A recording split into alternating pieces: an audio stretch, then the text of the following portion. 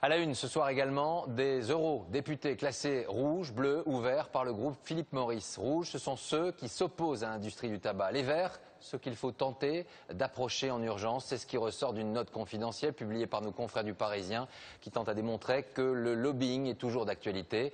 Reste à savoir quelle est la méthode employée pour tenter de convaincre. François Bedonnet, Ilia Ignatkin avec notre bureau à Toulouse. L'Europe ne serait-elle qu'une cible du lobby du tabac, avec au centre du collimateur les députés européens? À en croire ce document publié par le journal Le Parisien, Philip Morris, le géant de la cigarette, les aurait en tout cas listés et classés par catégorie.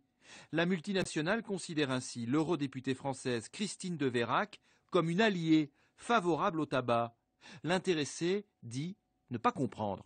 Je ne les ai jamais rencontrés. Si je les avais rencontrés, je vous le dirais de façon tout à fait normale, mais je ne les ai jamais rencontrés. Au contraire, le cigarettier classe une autre élue française, Corinne Lepage, parmi les activistes anti-tabac. Je suis honorée d'être rouge, c'est-à-dire dans les très méchants. J'aurais été déshonorée d'être considérée comme autrement. C'est scandaleux, mais ça ne m'étonne pas. C'est dans la pratique des cigarettiers qui ne doutent de rien. Ce soir, Philip Morris se défend d'exercer toute pression illégale sur le Parlement européen.